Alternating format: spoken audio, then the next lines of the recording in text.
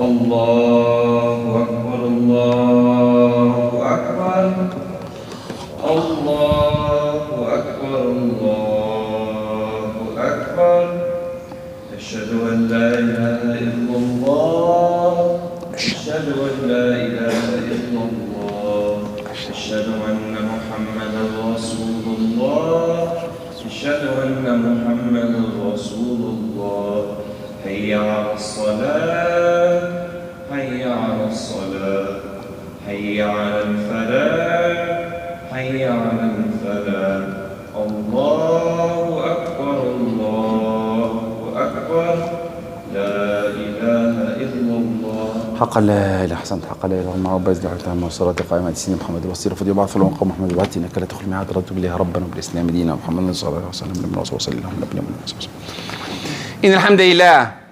إن الحمد لله نحمده ونستعينه ونستهديه ونعوذ بالله من شرور أنفسنا ومن سيئات أعمالنا إنه من يهديه الله فهو المهتدي ومن يضلل فلن تجد له وليا مرشدا وأشهد أن لا إله إلا الله وحده لا شريك له وأشهد أن محمدا عبده ورسوله وصفيه من خلقه وحبيبه أشهد أنه قد بلغ الرسالة وأدى الأمانة ونصح الأمة ومحى الغمة وجاهد في الله حق جهاده حتى أتاه اليقين فصلاة وسلاما على عبدك ونبيك محمد وعلى آله وصحبه وسلم تسليما كثيرا. يقول الله سبحانه وتعالى بسم الله الرحمن الرحيم إلا تنصروه فقد نصره الله إذ أخرجه الذين كفروا ثاني اثنين إذ هما في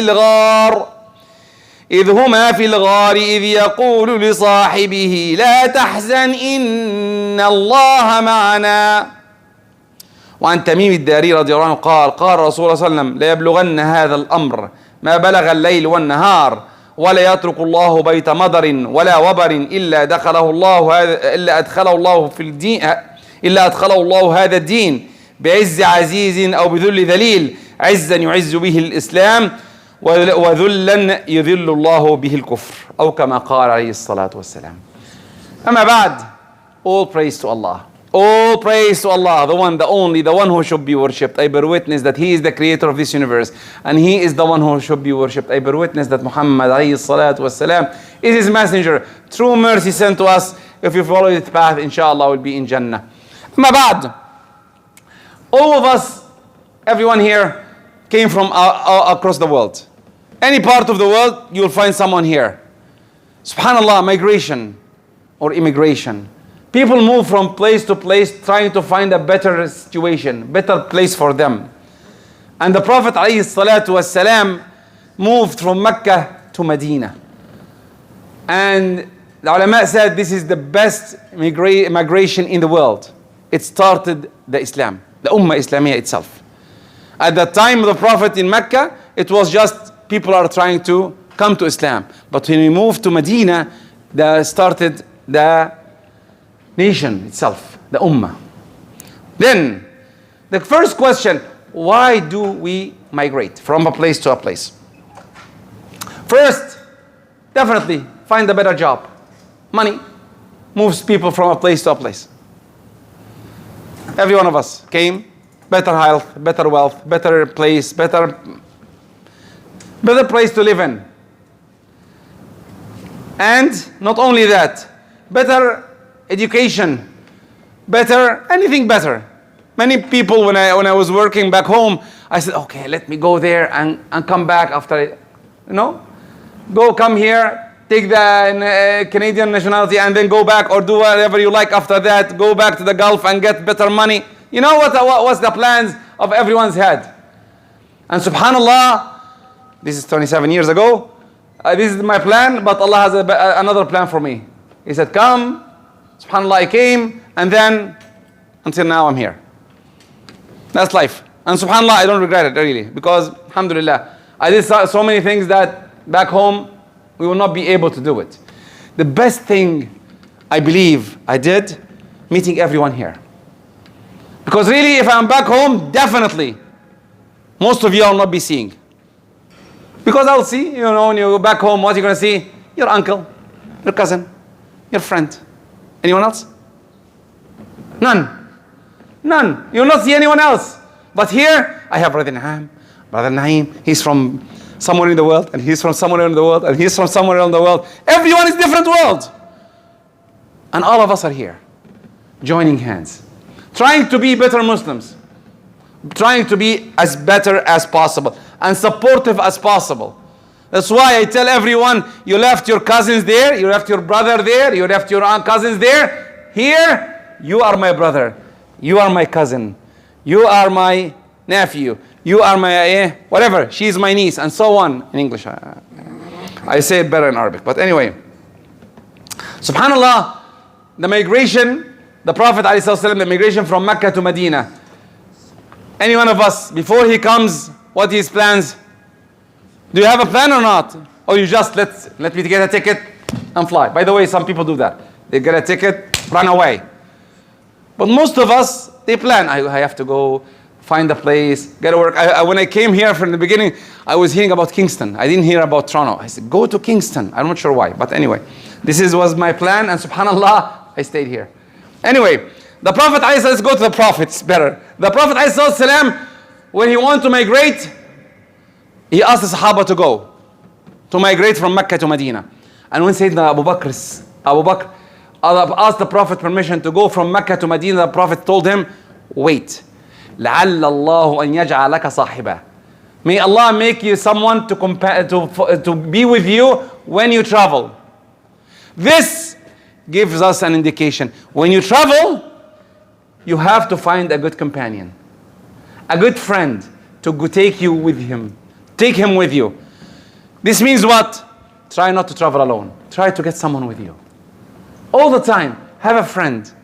Have someone be with you in the car when you're traveling, talking, remembering Allah subhanahu wa ta'ala. Then, that's one.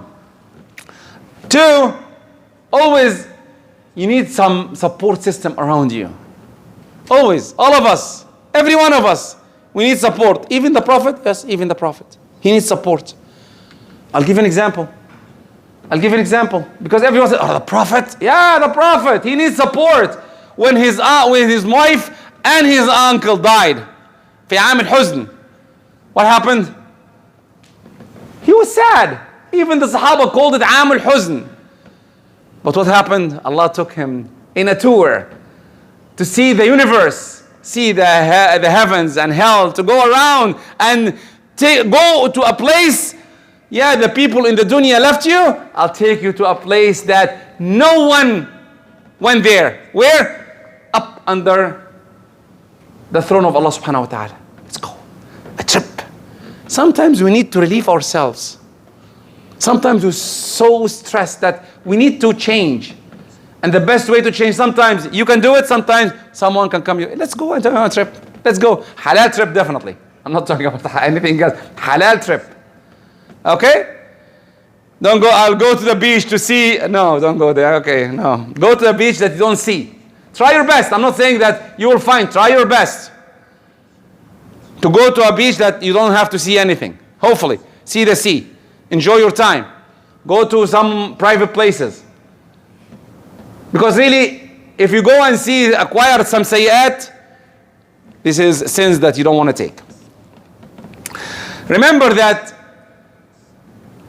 when you move to another place, definitely everyone is scared. But if you have Allah in your heart and you try your best, Allah will help you. A best example about it is Sayyidina Ali.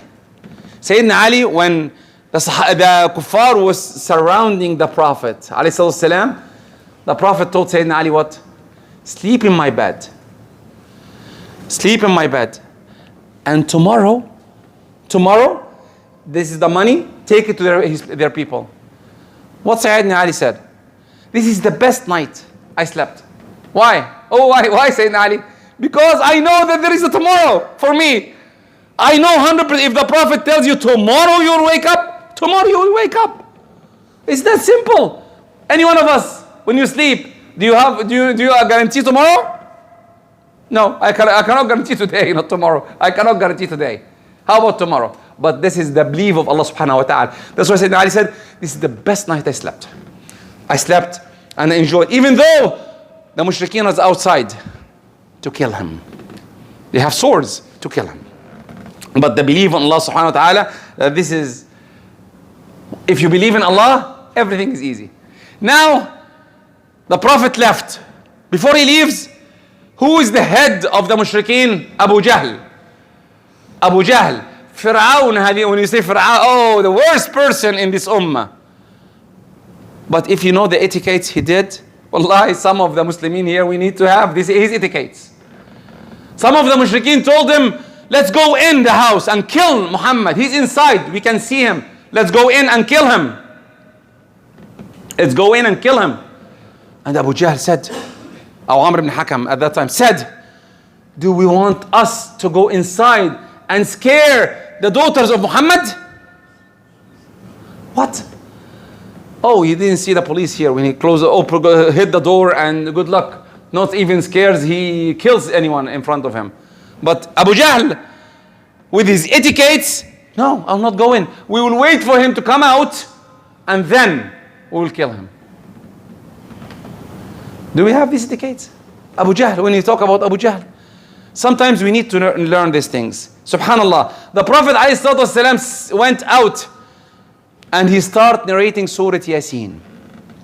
وَجَعَلْنَا مِنْ بَيْنِ أَيْدِيهِمْ سَدًّا وَمِنْ خَلْفِهِمْ سَدًّا فَأَغْشَيْنَاهُمْ فَهُمْ لَا يُبْصِرُونَ. And he took some sand and put it on the head of everyone. And everyone, by the way, his eyes were open, but they couldn't see him. Then, from this instant, what should we learn? If you have a calamity, read Surah Yasin. If you have a problem, read Surah Yasin. Read it. Read it with a hope that Allah will relieve you from a pain. If you have a problem, read Surah Yasin with an intention that Allah will heal you. Then he went to Sayyidina Abu Bakr and he said, let's go for a trip. And Sayyidina Abu Bakr, when he, remember in the beginning of the khutbah, he said, wait until if Allah will find you a friend. Sayyidina Abu Bakr, who was hoping that Rasulullah was his friend, he prepared 2 camels and let's go, O Prophet. The Prophet, even if you go, he goes the different direction from Medina, planning. And who were their dalil? A kafir.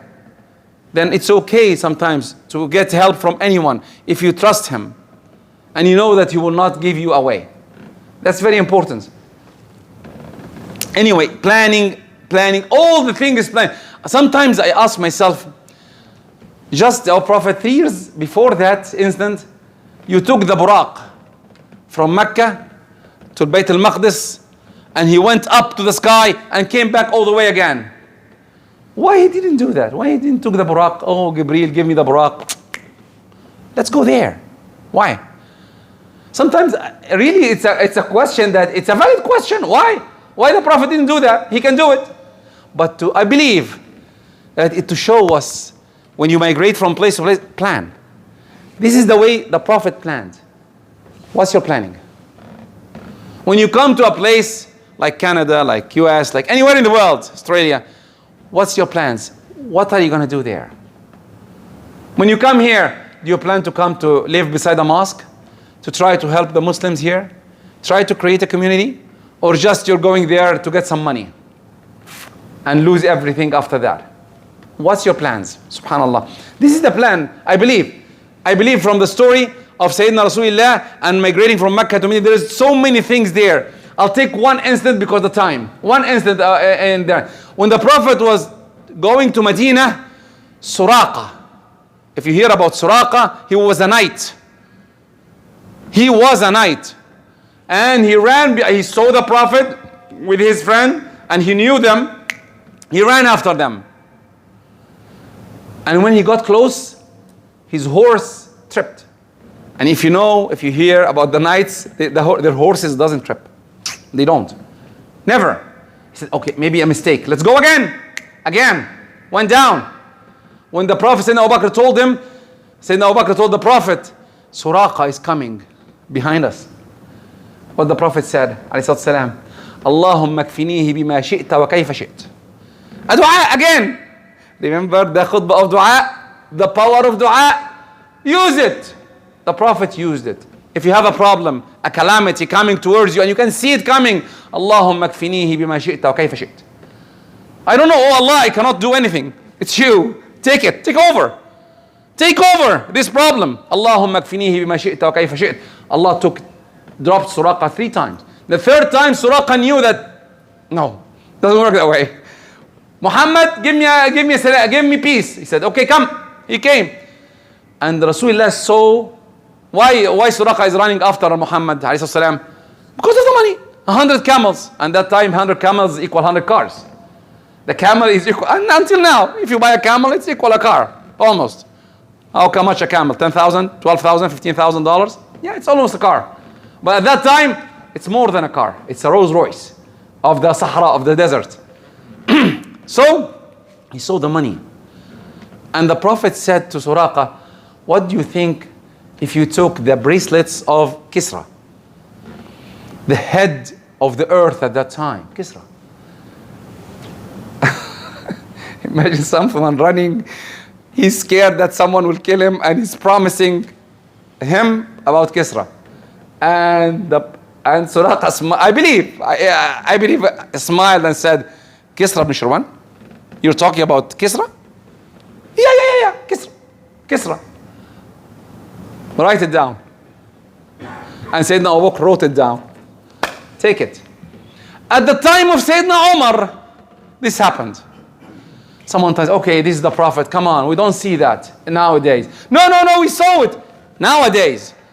When 9/11 happens, I was here, 9/11, and everyone is saying, oh, and I heard of myself, terrorist. I remember? I'm not sure if you're old like me, over 25, you would hear that. And women were scared to go around walking alone.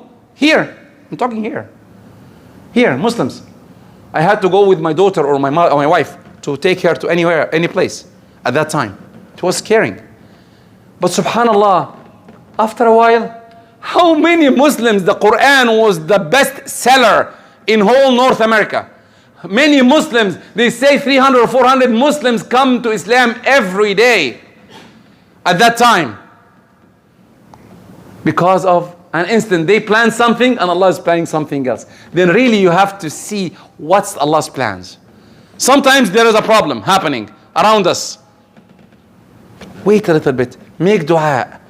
Ask Allah, I don't understand why you're doing that. Please help me, guide me. And you will see al-minha min al-mihna. Al-minha, the gift within the calamity. All the time. All the time, trust me. See it, you will immediately know it. Then, everything in our lives based on believe in Allah subhanahu wa ta'ala. That's what the Prophet went. And he went to Medina. Even, I'll finish with that, the first part of the khutbah. He went to Medina and he asked the camel, he tried to stop the camel. Definitely every Sahabi wants him to come to his place. The Prophet doesn't have a place. And the Prophet commanded them, stop. Leave them. Leave the camel. This is in Allah's hand. Sometimes I ask myself and I ask every one of you, why are you in Oakville? Any one of us. I came here in Canada, definitely none of us knew Oakville at that time, in 97. When you come, I don't know if you're here in 97, 98, if you drive through Oakville, it was scary, by the way. In Dundas, it was scaring. It's one lane, very, very, very dark. Why you came here? Why? Because Allah wants something from you. Try to find it.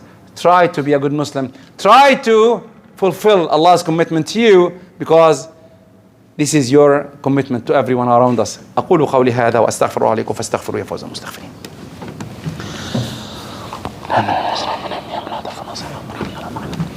إن الحمد لله نحمده ونستعين ونستغفره ونستهديه ونعوذ بالله من شرور أنفسنا وسيئات أعمالنا. أما بعد. One more thing about the migration of the hijrah, because we're going to 1445. Is there anything, any ibadah, special ibadah you should do in that day? No. There is no, simple no. Nothing there. Okay? You have to know that is starting Muharram. This is Al-Hijjah. Eid is coming and I'll talk about Eid now. And inshallah, first of Muharram is coming. And that's about it. No special ibadah on that day. I hope this is clear, because so many ask, oh, let's do qiyam. No. If you want to pray 2 rak'ah, it's okay. But don't make a general, let's go do qiyam, let's do, no. Nothing narrated about the Prophet that he did anything about that day. Okay? Let's go to Eid now. Eid is coming on Wednesday. Eid is coming on Wednesday. But really I want to talk about, even though I talked about last khutbah, I'll talk about again. Arafat, Tuesday. This Tuesday, what should we do? One, try your best when you wake up in the morning. Always hold your tongue. Hold your tongue to go say do good deeds. Hasanat only. Subhanallah, alhamdulillah, Allahu Akbar. All day, try your best. Reduce the dunya words. Try your best. I know everyone is working. I know that part. Try to reduce the dunya world. Use the tongue, subhanallah, alhamdulillah, Allahu Akbar, all the time. All the time. La hawla la quwwata illa billah. Okay? With a smile. Because I frown sometimes. Smile. All the time smile. It's a sadaqah to everyone around you. And it's contagious too. Two, try to fast that day. It's equal to hasanat. Last year and this year, the only deed I know, and everyone knows, that it will forgive what's coming. Every deed you do forgives what's past. Every deed, prayer, fasting, it forgives what's before you. Before you did all the sins before. This is the only deed forgives what's coming. No. يكفر سنة ماضية وسنة باقية. Then a whole year coming. And every year you forgive the next year. Okay, we're ready for Jannah, right? Then it's a simple thing. Fasting that day. I know sometimes, oh, I'm tired, I'm going to try. Try. For the woman's side, have the niyyah. Have the niyyah that you will do it. If the period comes, your niyyah hits in, right? If the niyyah comes, that's it. Period comes, you cannot fast. Your niyyah is there. I always tell my kids, my youth, everyone, have the niyyah, have the right intentions. Intentions is very important.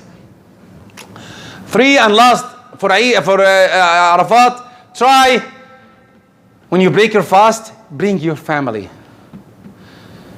Bring your family. I know that we like to do azuma. Let's invite everyone in the mosque. No. Try to bring your family on the table. Enough. Bribe and sit with your son, with your daughter, and tell them the beauty of that day. Talk about it a little bit. Brag about it. Tell them the Khatib told us that this is an important day. It's a good topic. Let's do something about it. Let's talk to our youth. Sometimes we miss talking to them, wallahi. And the more you're older, like me and him, you will miss their hugs because they're busy. They're busy. I miss the hugs of my kids. They're getting older, they're getting married, they go away. I don't see you anymore. But if you plan and teach them to hug you and come and make sure that you're there alive, very important, wallahi. Now, the Eid day. The Eid day will be on Wednesday. And with that being said, then what should you do? You should come to prayer. Plan. Most of the mosques, even us here, I'll talk about it inshallah, most of the mosques have 2 or 3 or 4 prayer times. Try to come. Bring your kids, bring your family. And 2, try to take it off on that day. Why? Why take it off? Because we need to make it a real holiday in Canada here. And the more you do it, the more we can try to get it. Maybe our kids will get it. Our youth, when they get older, they can ask for it. We tried, we didn't do it. We couldn't. I tried to ask the government. They said no.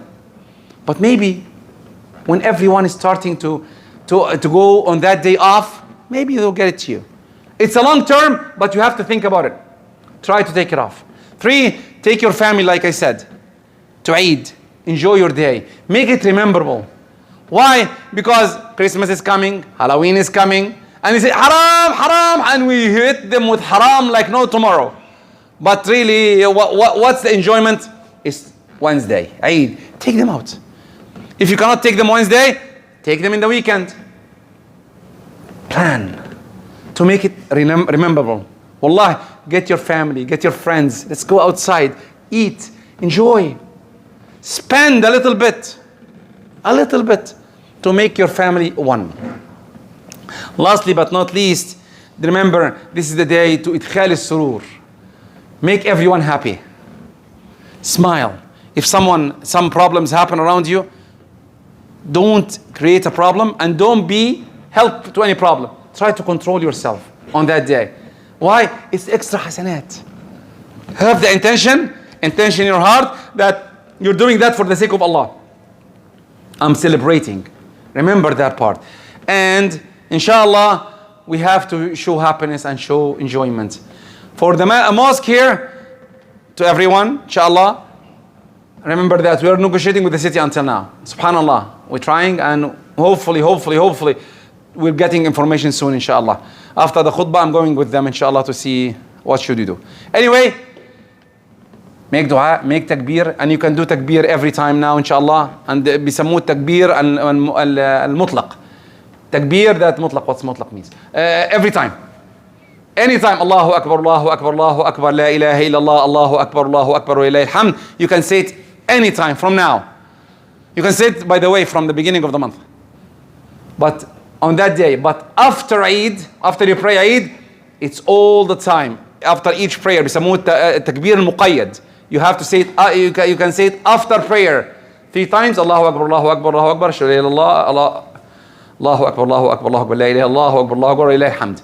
3 times after each prayer until Asr of the 3rd day after Eid, or 4 days, after 4 days.